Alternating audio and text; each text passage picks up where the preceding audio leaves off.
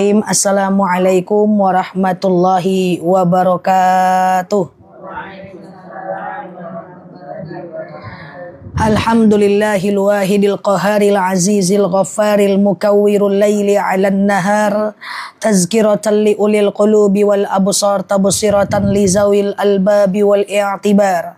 Walhamdulillahilladzi nahmaduhu nasta'inuhu nastaghfiruh wa na'udzu billahi min syururi anfusina wa min sayyiati a'malina. May yahdihillahu fala mudhillalah wa may yudlilhu fala hadiyalah.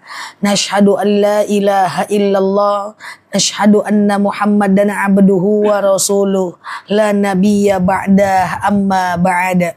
Kama qala Allah ta'ala azza wa jalla fi kitabihil karim, na'udzu billahi minasyaitonir rajim. Bismillahirrahmanirrahim. Ya ayyatuhan nafsul mutmainnah, irji'i ila rabbiki radiyatan mardiyah, fadkhuli fi ibadi wadkhuli jannati al-ayah.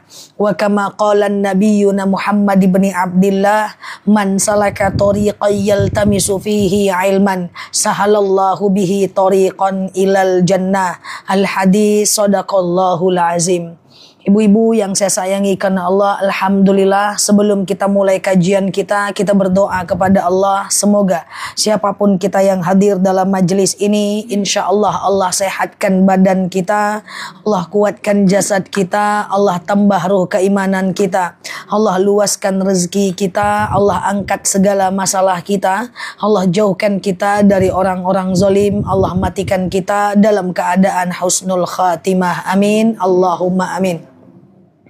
Selanjutnya, innallaha wa malaikatahu yusalluna 'alan nabi ya ayyuhalladzina amanu sallu 'alaihi wa sallimu taslima. Salawat salam kita hadiahkan kepada baginda Nabi. Allahumma salli ala Muhammad wa ala ali Muhammad.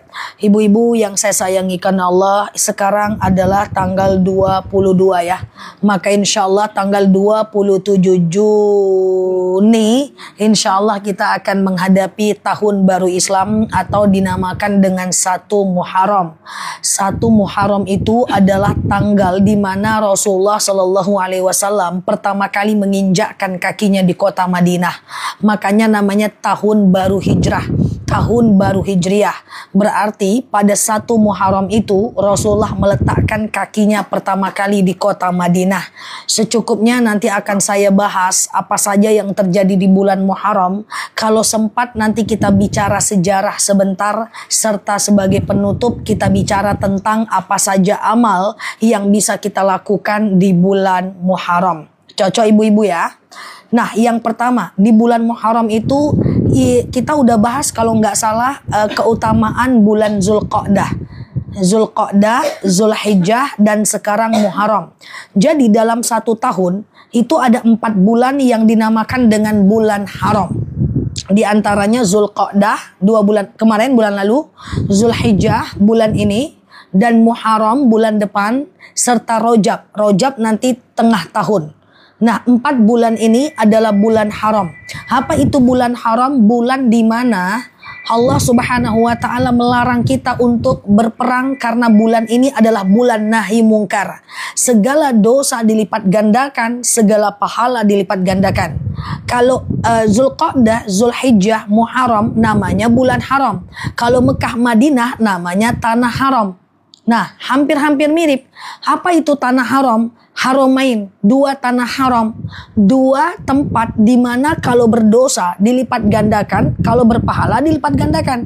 Makanya kan kita tahu kalau di tanah haram tuh ngomong yang baik-baik, kalau lagi umrah tuh ngomong yang baik-baik, bahwa segala dosa kita langsung tampak di sana, segala doa diijabah. Makanya kalau kita umroh harus banyak sabar. Makanya saya sering bilang kepada jemaah, ibu-ibu, ini kita udah berada di tanah haram, hati-hati, dijaga sikap sikap, jaga lisan, jaga tutur kata. Karena kalau nyakitin orang di tanah haram dosanya gede. Dan kalau berpahala di tanah haram pahalanya juga gede. Makanya banyak sabar. Kadang-kadang dalam satu kamar ada kawan nyebelin, sabar.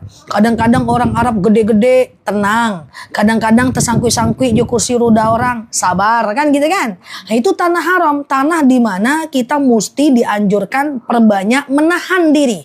Nahi mungkar, kita pengen balas karena kena orang Arab. Banyak yang curhat, Ustaz aja orang Arab itu jahat-jahat. Bukan jahat, badannya gede, ibu kekecilan. Semuanya orang baik itu, semuanya pengen masuk surga. Menahan.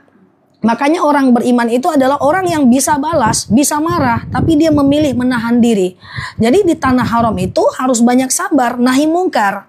Kadang-kadang kan macam-macam. Kadang-kadang tuh leader nggak sesuai keinginan hati kita. Kadang-kadang mutawif apa yang dia bilang kita nggak paham. Kadang-kadang nyopai kemana awak kemana surang kan gitu kan. Kadang-kadang teman kita lama kali di kamar mandinya. Entah itikaf dia di kamar mandi lama kali. Ya kan banyak kan hal-hal yang membuat kita sebel gitu kan. Nah tapi ingat kita berada di tanah haram. Tanah di mana kita harus mengendalikan diri. Nah itu tanah haram dan ini bulan haram. Mirip-mirip. Bulan di mana kita mesti mengendalikan diri. Salasun mutawaliyatun yaitu Zulqa'dah, Zulhijjah, Muharram. 3 bulan berturut-turut tahan diri. Mau ngomongin orang jangan tunggu nanti bulan Safar. Enggak ya. Tahan. Enggak ya. Kalau 3 bulan insya Allah udah terlatih lah ya kan. Pengen melawan suami haram nih, tanah haram tak boleh ya, bulan haram tak boleh, tahan ya. Pengen berbuat dosa, tahan, ini bulan haram, bulan di mana nahi mungkar. Makanya pada masanya bulan haram ini bulan diharamkan berperang. Orang banyak di rumah kan gitu kan. Nah inilah bulan haram, bulan di mana dianjurkan memperbanyak ibadah dan mensedikitkan berbuat dosa. Jadi tahan di bulan ini. Sebelum saya sampaikan keutamaan bulan Muharram, tidak semua sakit hati kita harus terbalas, tidak semua rasa sedih kita harus terucap, tidak semua kezoliman orang harus kita balas, tidak semua pengkhianatan harus kita balas. Tidak. Orang Islam itu, orang beriman itu dia mampu mengendalikan diri walaupun dia mampu untuk membalasnya. Itulah perbedaan orang berilmu dengan orang yang tidak berilmu. Makanya hal yastawil ladina ya'lamuna ma la ta'lamun. Tak mungkin sama orang berilmu dengan orang yang tidak berilmu.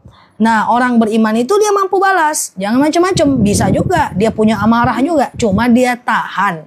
Setidaknya bulan haram ini menjadi bulan di mana kita menahan itu semua. Sehingga akhlak kita bagus setelah lewat bulan Muharram. Insya Allah. Nah, ini bulan haram. Sekarang masih bulan haram. Tanggal 27 nanti bulan haram. Masih Muharram.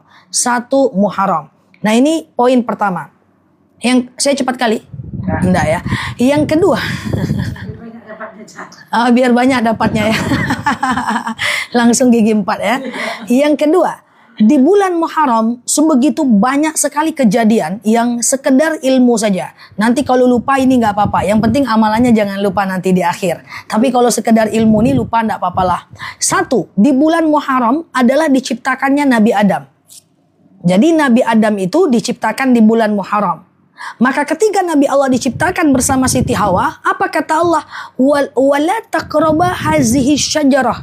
Hai Adam dan istrimu, jangan kau dekati pohon ini. Tapi ternyata setan itu Nabi Adam saja dia goda, apalagi muka-muka kayak kita. Digoda gitu kan. Wala taqrabu hazza syajarah. Ya, jangan kau dekati buah ini hanya untuk sekedar Allah itu menguji ini orang taat atau tidak. Ternyata Nabi Adam melanggar itu.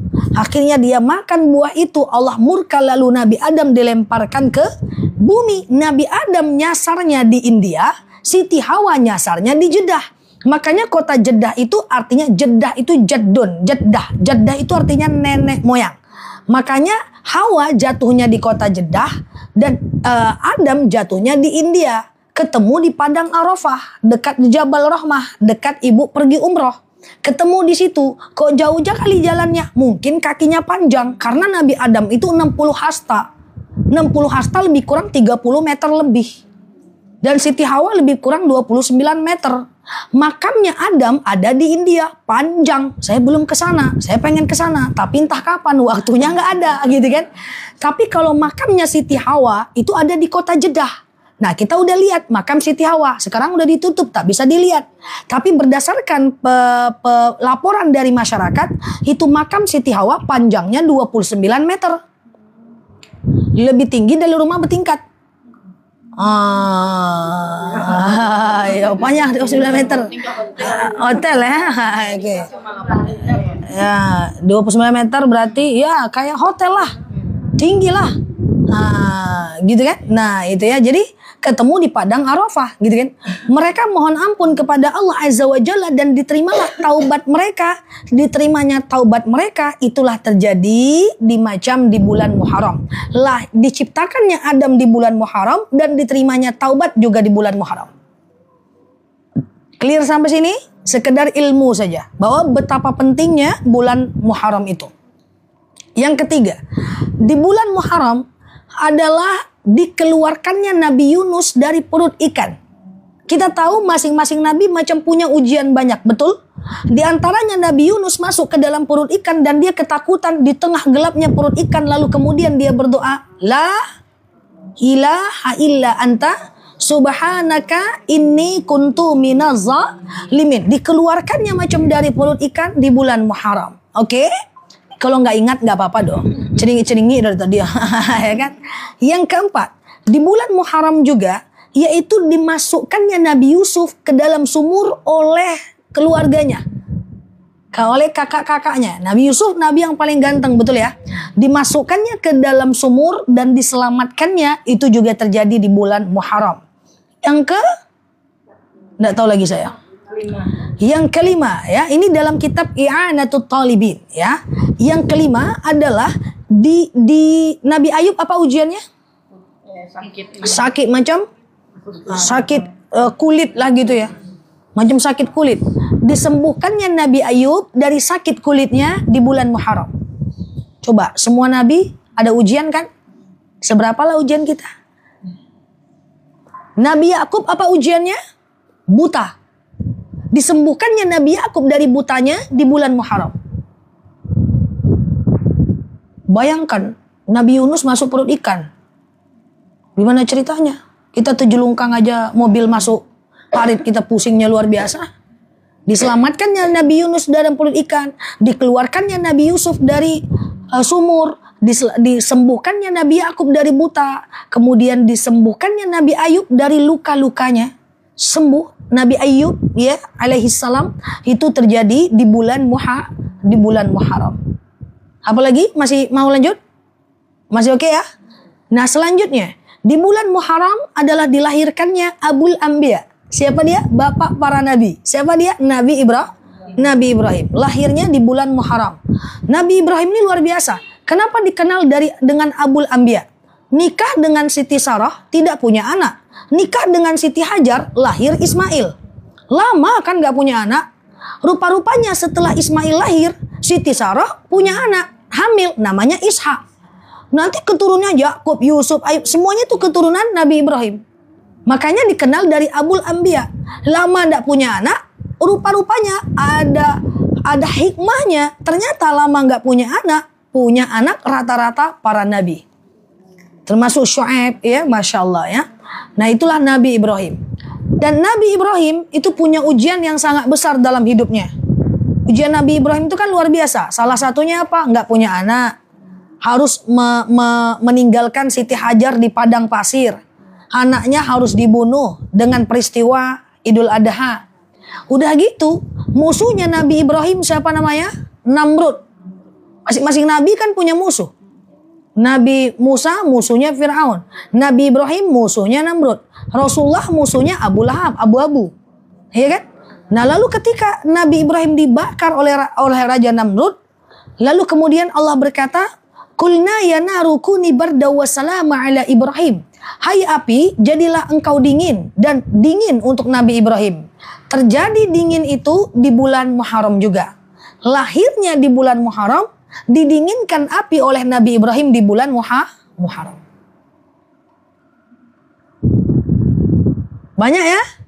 Masih mau lanjut? Lanjut, sikit lagi. Musuh Nabi Musa tadi siapa? Fir'aun. Nabi Musa itu dakwahnya berat. Makanya Nabi Musa ini punya satu umat namanya sholatnya 50 kali sehari semalam. Kalau ibu jadi umat Nabi Musa, anda ragu. 50 kali sehari semalam. Sementara sehari semalam cuma 24 jam. Sholatnya 50 kali, bukan 50 rakaat, 50 kali. Berarti setiap setengah jam sholat, Bu. Iya dong, sehari 24 jam. Sholatnya 50 kali. Berarti setiap setengah jam sholat. Baru pakai lipstick, sholat lu balik. Baru buka salah, sholat lagi. Itu kan, Masya Allah ya. Nah, Nabi Musa ini musuhnya luar biasa, namanya Fir'aun. Saya sudah pernah cerita, saya akan ulang lagi. Masing-masing Nabi punya wilayah dakwah masing-masing. Rasulullah dakwahnya di Mekah, Madinah. Nabi Syuaib dakwahnya di Jordan. Nabi Musa dakwahnya di Mesir dan sekitaran Palestina. Nabi Musa waktu berdakwah itu kehilangan air. Karena wilayah Mesir, Jordan itu wilayah sangat susah air. Jordan itu sampai sekarang cuma ada hujan setahun 2 kali saja. Dan 2 hari saja. Coba bayangkan. Ya, ketika Nabi Musa itu kemudian melakukan dakwahnya, Nabi Musa kehilangan air, kehausan. Itu ujiannya, Bu. Capek, haus. Lalu kemudian Allah berfirman dalam ayat Al-Qur'an, faqulna drib bi'asakal hajar famfajarat min husnata asyrata aina qad alima kullu unasim mashrabahum kulu washrabu min rizqillahi wa la ta'asaw fil ardi mufsidin. Hai Musa, kau ambil tongkatmu, kau pukulkan ke batu itu. Fakulna drib bi'asakal hajar fanfajarat min husnata asyrata aina. Akan muncul 12 mata air yang kau bisa kulu washrabu, yang kau bisa minum. Ketika Nabi Musa menghentakkan tongkatnya, keluarlah mata air itu di negeri Mesir, dan ini nyata, saya udah lihat yang mana airnya itu. Masih bisa diminum sampai sekarang, tapi saya tak bawa pulang. Itu masih ada mata air Musa di negara Mesir. Jalan kaki berdakwah luar biasa. Musuhnya siapa? Fir'aun. Fir'aun punya istri cantik, soleha, Siti Aisyah. Betul? Fir'aun itu bukan nama orang. Fir'aun itu adalah nama Raja Mesir. Ada banyak sekali Fir'aun yang ada di kota Mesir. Dan satu-satunya Fir'aun yang mengaku dirinya Tuhan adalah Ramses II namanya. Siapa namanya? Jangan diingat. Ya kan? Ramses II namanya. Ini sejarahnya. Nah, nanti kita akan tahu ini kejadian terjadi di bulan Muharram. Ketika dikejar oleh Fir'aun, Nabi Musa terpapar dengan Laut Merah, lalu Nabi Musa kemudian menghentakkan tongkatnya, lalu lautnya terbelah, Nabi Musa lewat, Fir'aun ikut, tertutuplah laut itu. Kemudian Fir'aun tertutup di Laut Merah itu, dan mayatnya diambil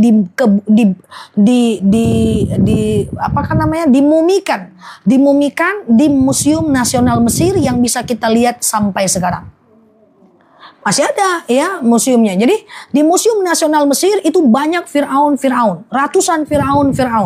Saya udah masuk ke sana. Bahkan saya udah lihat asli mumi Fir'aunnya Musa yang mengaku dirinya Tuhan.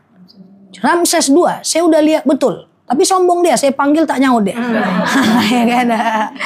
Nah, jadi tenggelamnya Fir'aun itu terjadi pada bulan Muharram. Nah, itu namanya Ramses II.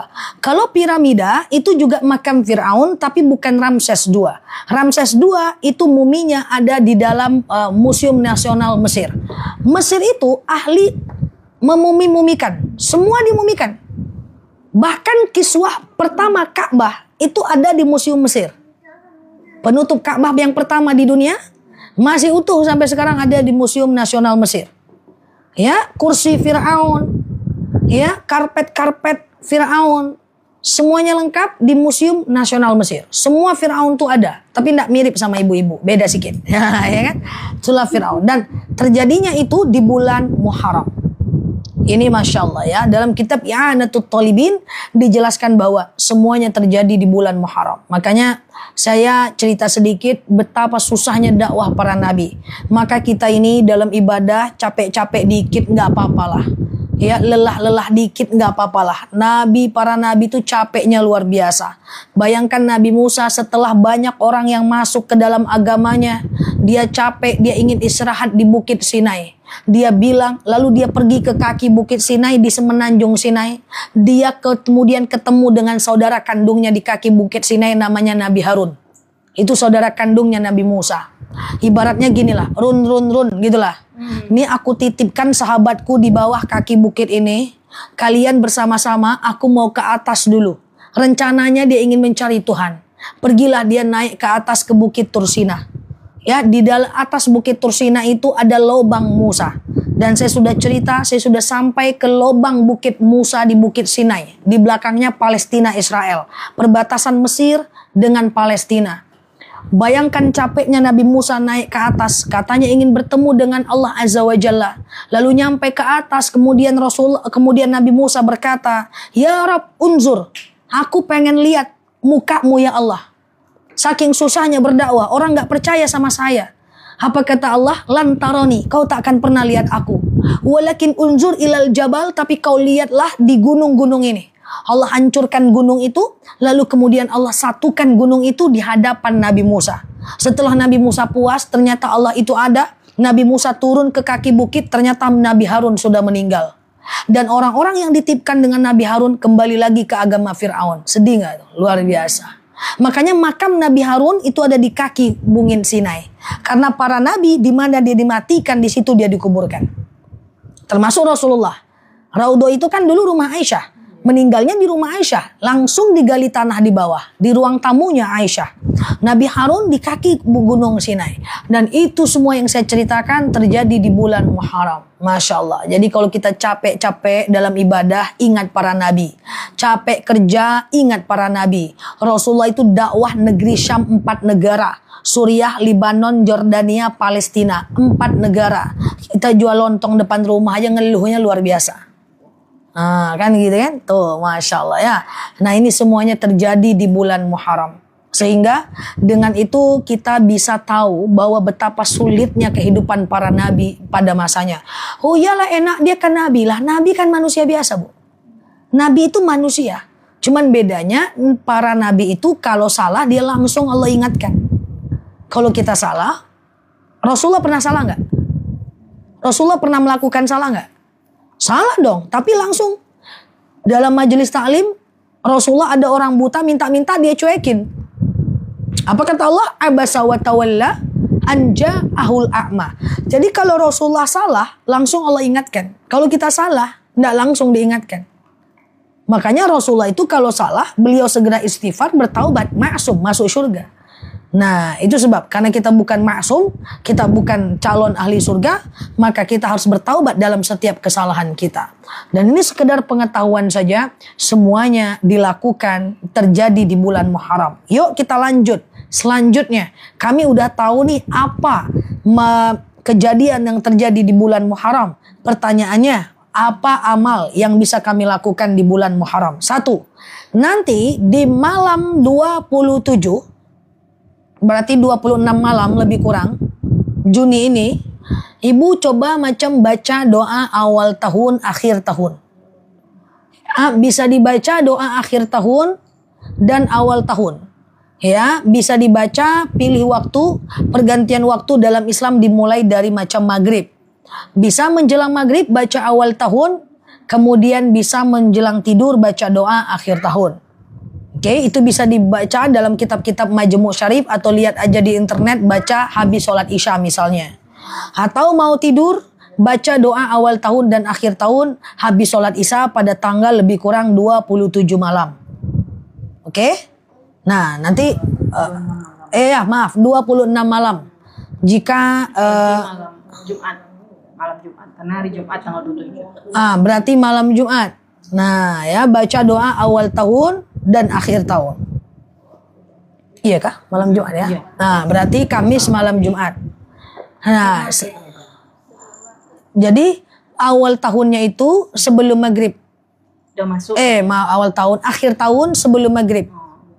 Nah, akhir tahun sebelum maghrib, awal tahun terserahlah. Menjelang tidur pun nggak apa-apa. Nah, kalau mau lebih tepatnya sebelum maghrib adalah akhir tahun, setelah maghrib adalah awal tahun.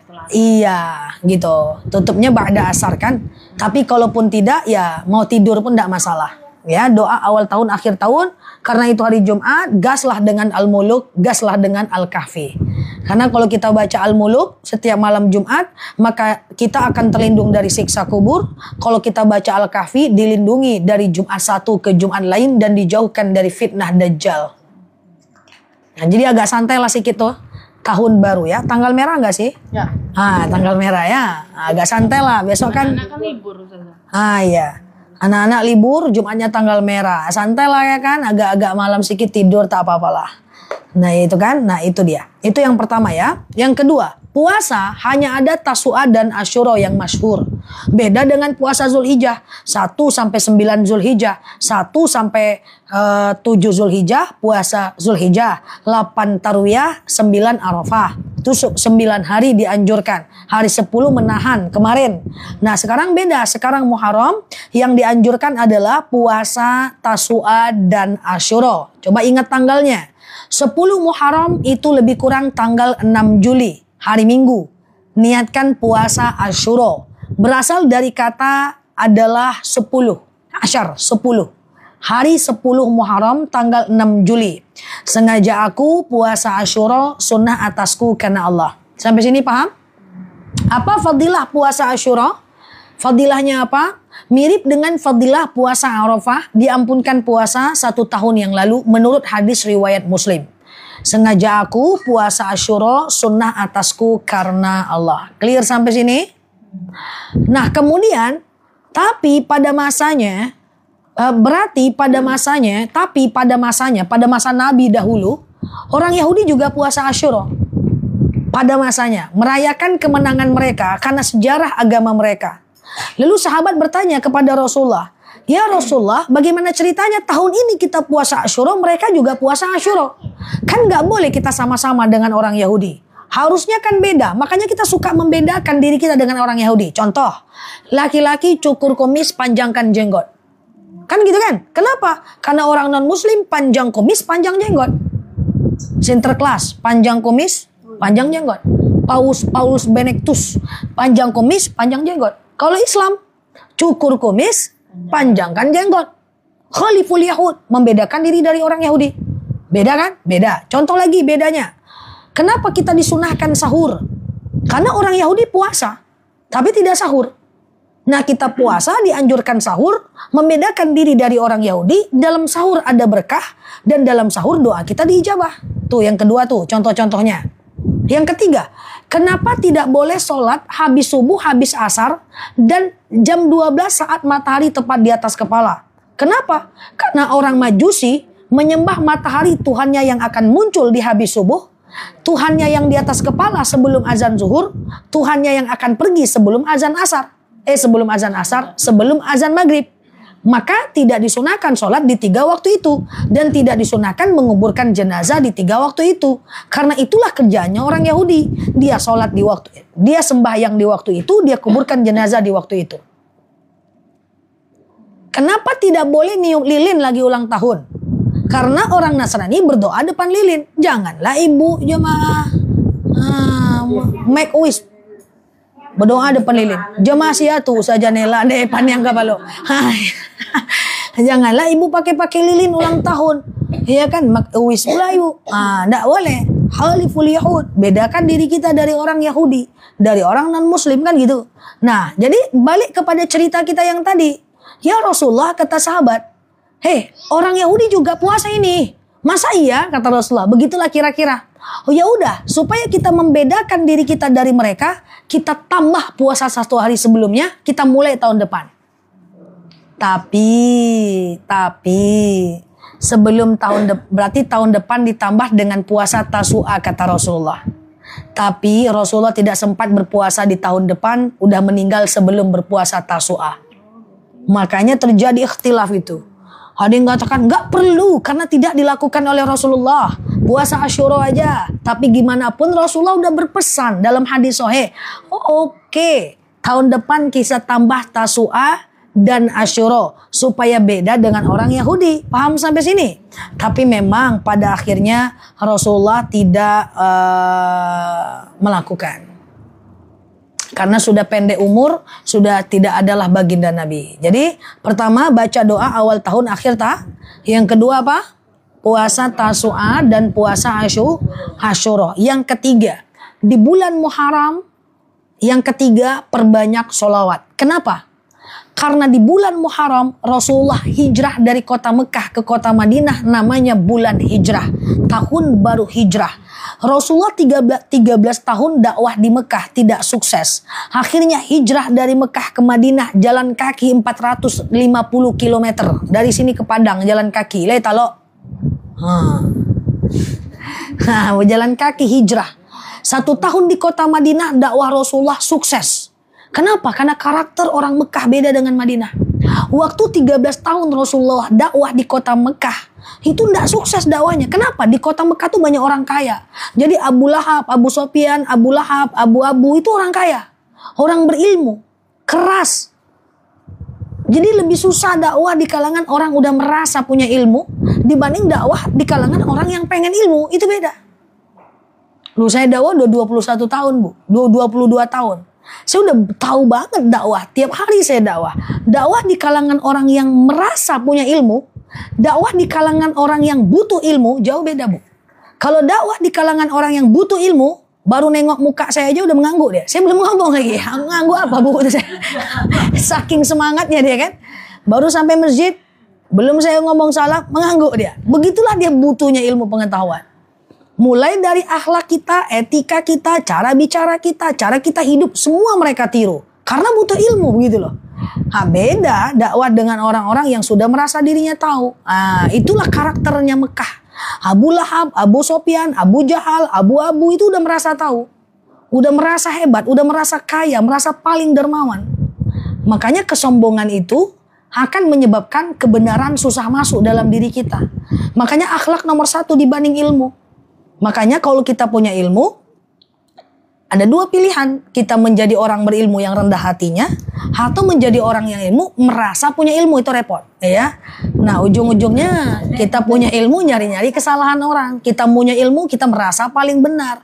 Baru belajar setahun 2 tahun, merasa paling pintar. Nauzubillah. Ya. Jadi ibu-ibu yang saya sayangi karena Allah, nah, sementara di kota Madinah dakwah 1 tahun sukses. Kenapa? Di kota Madinah orang semua pengen ilmu, pengen disatukan, menghargai Rasulullah. Sampai sekarang boleh cek kalau ke Mekah, Madinah bagaimana karakternya. Mekah sangat keras, Madinah lebih slow. Ya, nah, polisinya aja beda kan? Nah, polisinya aja beda. Cuacanya beda. Karena memang di Mekah itu dataran tinggi, turun rendah, jadi sangat penuh energi gitu ya. Sementara di Madinah sangat datar dan polisinya lembut aja. Ya, kalau kita macam dia tak suka di kota Madinah, dia cuma nasehatin pelan-pelan, masuk. Tapi kalau di Mekah, mari Arya. Ya, bukan karena mereka jahat, tapi itu karakternya. Nah, terbayang Rasulullah dakwah dulu dengan karakter yang seperti sekarang, lebih parah daripada yang sekarang. Itu ya, itu cuma karakter, bukan karena mereka jahat. Nah, ketika Rasulullah hijrah dari kota Mekah ke kota Madinah, apa yang dikatakan oleh masyarakat Madinah? Tola'al badru alaina. Salawat mereka. Ya, telah datang badr alaina. Ya, purnama untuk kita. Makanya disunahkan di bulan Muharram memperbanyak solawat. Pertama apa tadi? Doa awal tahun akhir. Yang kedua Tasu'a dan Yang ketiga memperbanyak solawat. Yang keempat, di bulan Muharram, tadi saya lanjutkan, saya kaitkan dengan Zulqa'dah, bulan yang kita tahu bersama, bulan di mana tidak dibolehkan berbuat jahat, nahi mungkar, tahan diri, jangan sakitin orang. Pulang dari sini, nanti di rumah, kita ambil pena, ambil kertas, apa dosa-dosa yang pernah kita lakukan, yang sering kita lakukan. Tiap kita pasti beda dosanya. Catat apa yang dosa sering kita lakukan. Jangan lakukan di bulan Muharram, karena dosanya berlipat. Contoh, ya Allah, saya suka melawan suami, ya Allah. Catat, tapi jangan pakai ujung. Tapi kan nyojae, ya Allah. Jangan pakai ujung ya. Ya Allah, saya masih suka ghibah. Ya Allah, saya keluar rumah masih susah nutup aurat, padahal saya tahu itu dosa. Ya Allah, saya masih suka utang riba, padahal saya tahu itu nggak boleh. Ya Allah, saya masih suka mubazir, beli barang yang gak saya pakai. Ya Allah, saya suka nyubit anak tiap pagi 3 kali sehari. Misalnya gitu kan. Catat dosa-dosa yang sering kita lakukan. Setiap kita pasti beda, tapi di sini tidak ada yang punya dosa. Tidak ada sedikit. Catat tuh dosa-dosa kita, setiap kita berbeda. Apa tujuan kami catat tuh apa sih Ustazah? Nanti ketika kita berkomitmen untuk menahan diri tidak melakukan dosa tadi, seandainya kita lakukan juga pakai dalil yang lain, ittaqullaha haitsuma kunta wa asbi'is sayyi'atal hasanata tamhuha. Wa asbi'is sayyi'atal hasanata tamhuha. Kalau kita masih melakukan dosa yang kita tulis tadi, ganti segera dengan kebaikan. Contoh, ya Allah, saya masih suka melawan suami. Buat sama dengan sekali saya melawan suami, saya denda sedekah subuh 50.000. Gitu. Ganti dengan kebaikan. Hah? Tertutup tuh. Harapan kita seperti itu. Usaha kita. Kan? Wah, mengelawan ya. Nah, iya. Kan asbi'is sayyi'atal hasanata. Ganti dengan kebaikan. Ya Allah, saya suka gibah. Sekali saya gibah, saya tahajudnya 8 rakaat selama seminggu misalnya. Oh berat itu. Ya Allah, saya masih suka buka aurat keluar rumah. Sekali saya keluar rumah pakai daster bolong, saya sholat duha 12 rakaat selama sebulan misalnya. Kok lain senyum ibu nampaknya? Duit aja lah. Nah itu ganti. Sedekah aja lah. Cari yang sulit besti. Cari yang sulit besti. Yang sulit biar ada, biar jerah. Karena kafarat, karena denda itu harus bikin jerah. Denda nggak bikin jerah gimana ceritanya? Bayar aja lah. Masih ingat kafarat berhubungan badan di siang Ramadan apa? Berhubungan badan di siang Ramadan itu kafaratnya 1. Memerdekakan budak. 2. Puasa 60 hari berturut-turut. Batal sekali ulang lagi. 3. Memberi makan 60 orang fakir miskin. 1 orangnya 7 on kali 60 42 kilo. Pernah dilakukan raja pada masa itu dan dia bertanya kepada ulama. Saya ini berhubungan badan di siang Ramadan. Lalu disampaikan oleh ulama tadi kafarat yang tadi saya sebutkan. Apa kata raja ini? Oke lah, kumpulkan 60 orang fakir miskin, saya kasih mereka makan. Kumpulkan 60 orang, saya kasih mereka pakaian. Lalu ulama ini bilang apa? Jangan ya raja, engkau harus puasa 60 hari berturut-turut. Kenapa? Karena harus pilih yang paling berat. Karena seandainya dipilih yang paling ringan, hanya memberi makan 60 orang fakir miskin atau memberikan pakaian 60 orang fakir miskin, maka seluruh raja akan berlaku seperti yang kau buat. Maka seluruh raja akan berhubungan badan di siang Ramadan karena punya banyak duit. Nah, itu dia maksudnya. Jadi cari yang efek jerah. Nah, jadi tahan diri, baik-baik dulu, anggap aja bulan haram ini tanah haram. Ya kan? Sehingga kita bisa menahan diri jauh lebih baik. Apa? Kesal. Kalau kesal dalam hati rusak selagi nggak nyakitin belum jadi dosa. Karena keburukan yang masih berdalam hati tidak jadi dosa. Tapi kebaikan yang masih dalam hati dapat 1 pahala kebaikan. Kalau keluar kalau keluar dia nyakitin hati. Kalau keluar dia pakai headset dia nggak dengar. Soalnya teriak pun nggak dengar gitu kan, rupanya pakai headset gitu. Jadi nggak apa-apa ngomel-ngomel Bapak. Pakai headset dia. Pakai headset. Berani juga lewat depan dia. Agak belakang. Iya. Tapi yang penting keluar. Soalnya kalau dipendam terus hati. Iya, kan itu Zah. Iya, ibu nanti anaknya dimarahin. Ini kan. Nggak ada setiap marah tuh harus keluar dong. Nggak ada setiap marah tuh harus keluar. Nah intinya menahan. Jadi kalau ada kemarahan tuh dicek dulu. Ini setara dengan apa? Kalau dia tidak ada efek samping, udah abaikan Bu. Ingat filosofi trust ya. Tidak semua hal harus kita pikirkan dan kita respon.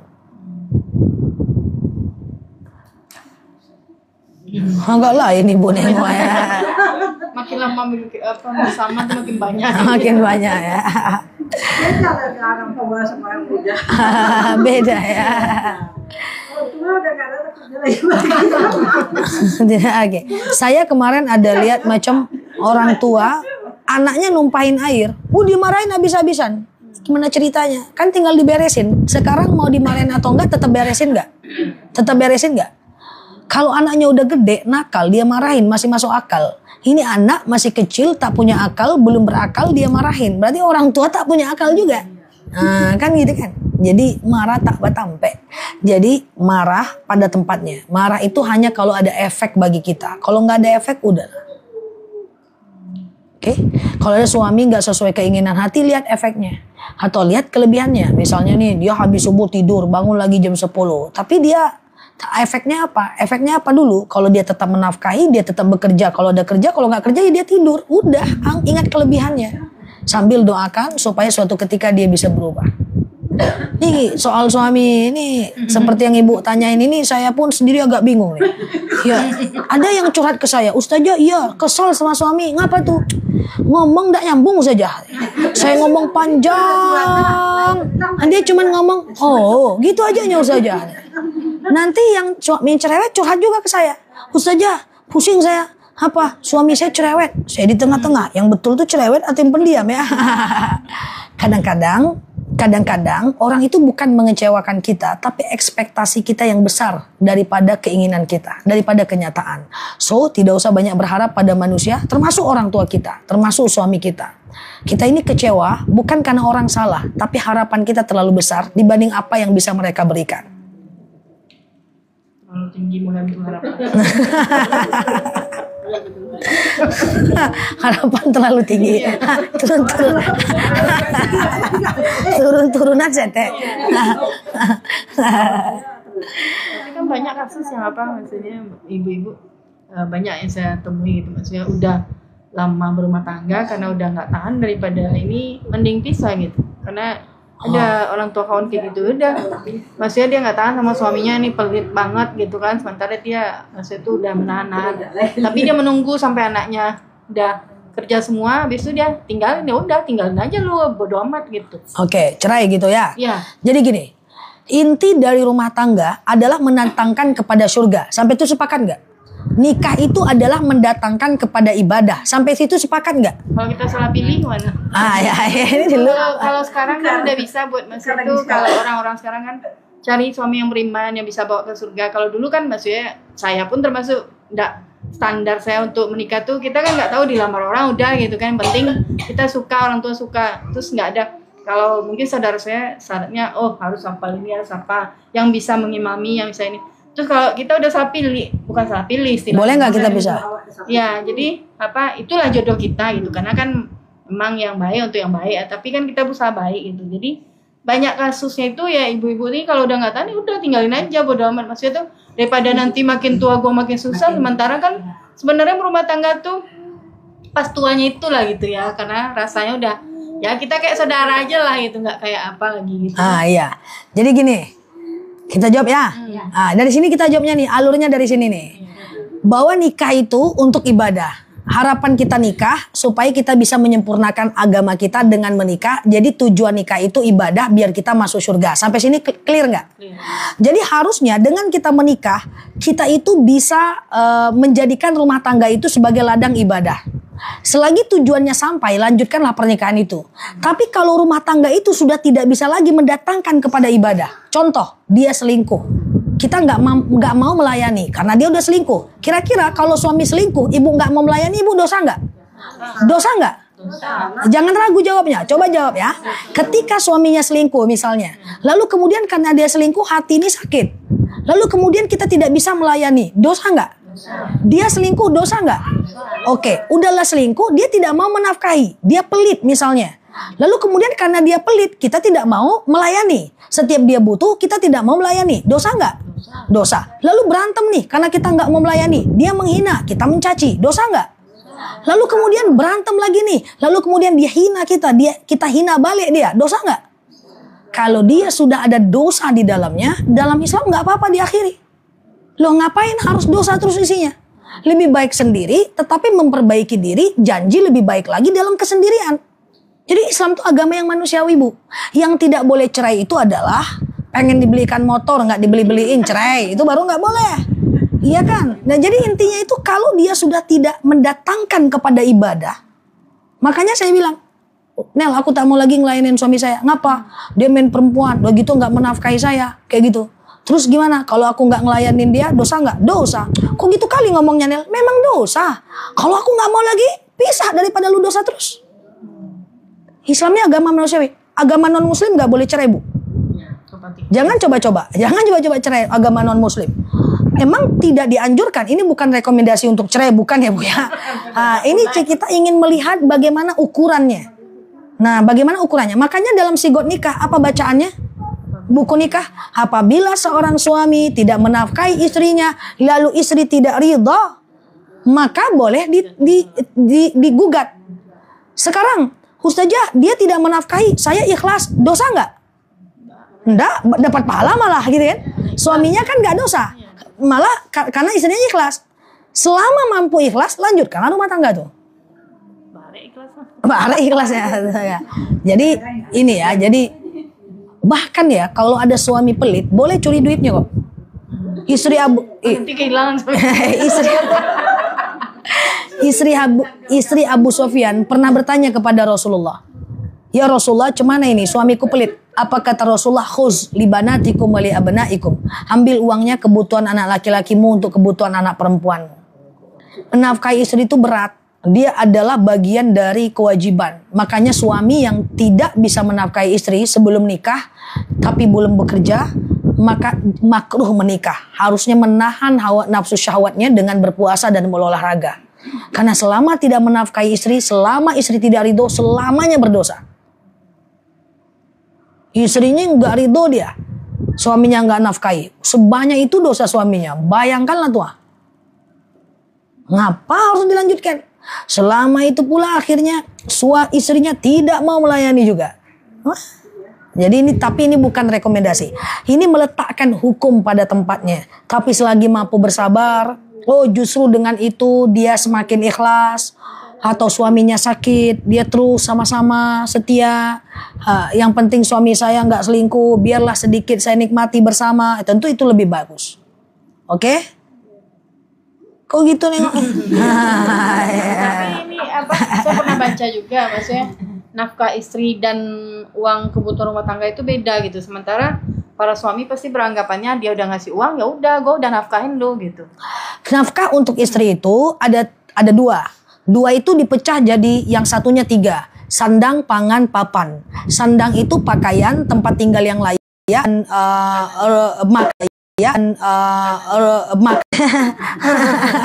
gitu ya. Seperti itulah, Bu.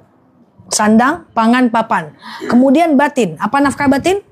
Selain kebutuhan berhubungan, juga kenyamanan, ya, kasih sayang, perlindungan, keamanan. Ibu jatuh dia obati.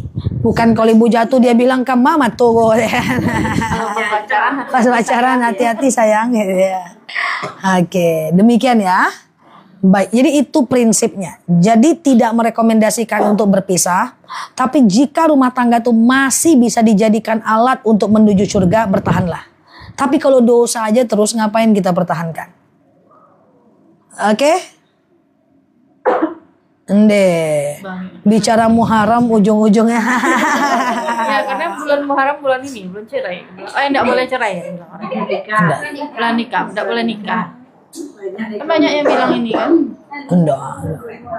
Orang-orang umum biasanya bulan cerai katanya. Bulan cerai. Enggak. Bulan nikah tuh bulan Syawal. Ya, habis ini kan. Bulan Syawal. Bulan cerai bulan Muharram. Ya, gitu saya baru dengar. Saya baru dengar. Mungkin banyak kasusnya Pak. Mungkin kayak data kali ya. Iya. Oke, nah kalau mau bertahan jangan berantem. Sabar. Ngedumel Ya depannya. jangan-jangan setiap kita sabar dalam berantem, setiap itu ngalir pahalanya. Kan kita nggak tahu kan. Kita nggak tahu dari mana kebaikan kita ini akan Allah nilai. Entah kesabaran kita atas suami yang maksiat itu menjadi langkah menjadi senjata kita menuju surga. Entah kita menerima suami yang apa adanya menjadi pemberat amal kita menuju surga. Kan kita nggak tahu kebaikan yang mana yang bisa diterima oleh Allah. Oke? Kan kita nggak tahu kebaikan mana yang diterima oleh Allah. Oke? Wallahu a'lam bishawab. Salam ala hazihi niyah al-Fatihah.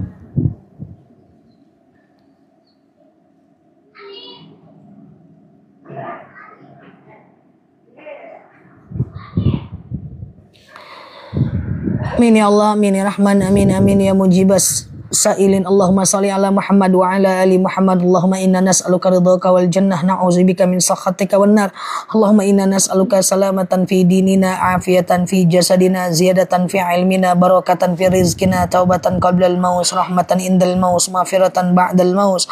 Allahumma hawwin alaina fi sakaratil maut, najata minan nari wal afwa indal hisab. Allahumma antas salam minkas salam wa ilaika ya'udus salam, fahayna rabbana bis salam, mudakhinal jannata darus salam, tabarakta rabbana wa ta'alaita ya hazal jalali wal ikram.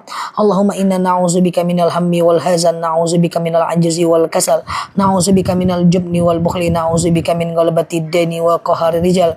Allahumma yassir alaina umurana wa la tu'assir alaina umurana ya rabbal alamin.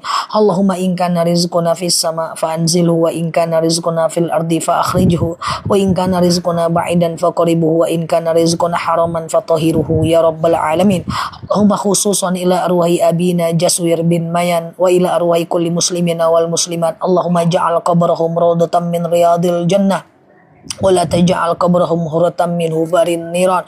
Allahumma khususan ila arwahi abina Jaswir bin Mayan. Allahumma ighfir lahum warhamhum wa'afihi wa'fu anhum wa akrim nuzulahum wa wasi' madkhalahum wa ghsilhum bil ma'i wasalji wal barad wa nakihim minal khataya kama yunaka sabul abyadu minad danasi wa abdilhun khairan min darihim wa ala khairan min ahlihim ya rabbal alamin. Allahumma stajib du'ana ya Allah, stajib du'ana ya Rahman ya Rahim ya mujiba sa'ilin. Allahumma salli ala Muhammad wa ala ali Muhammad. Subhana rabbika rabbil izzati amma yasifun, salamun alal mursalin, alhamdulillahi rabbil alamin. Wallahu alam bisawab. Assalamualaikum warahmatullahi wabarakatuh. Teman-teman, thank you ya yang sudah. Teman-teman, thank you ya yang sudah mampir ke akun aku. Sampai ketemu di nanti malam di jam 8:15 waktu Indonesia Barat, khusus untuk teman-teman semua kita tanya jawab di akun ini ya. Yang baru mampir boleh klik foto aku yang ada di pojok kiri atas, follow, aktifkan tombol loncengnya ya, agar teman-teman dapat video terbaru dan live terbaru dari aku ya. Waalaikumsalam warahmatullahi wabarakatuh. Teman-teman yang baru mampir boleh klik foto aku di pojok kiri atas ya, kemudian follow, aktifkan tombol loncengnya ya, agar teman-teman dapat video terbaru dari aku. Dan semoga betah belajar di akun ini ya. Selama aku ceramah tadi banyak yang nanya ya, nggak bisa dijawab karena lagi ceramah. Nanti malam aja jam 8:15 waktu Indonesia Barat kita ngobrol di akun ini ya. Dan yang terlambat boleh mampir ke channel YouTube aku, subscribe aja channelnya. Semoga kita bisa berteman di dua platform ini. Oke? Thank you ya. Kita tutup dulu ya. Thank you semuanya ya. Subhanakallahumma wa bihamdika nasyhadu an la ilaha illa anta nastaghfiruka wa natubu ilaih. Nela Luki di sini. Sampai paham. Assalamualaikum warahmatullahi wabarakatuh. Bye bye. Love you all. Makasih ya. Aku tutup dulu ya guys. Makasih.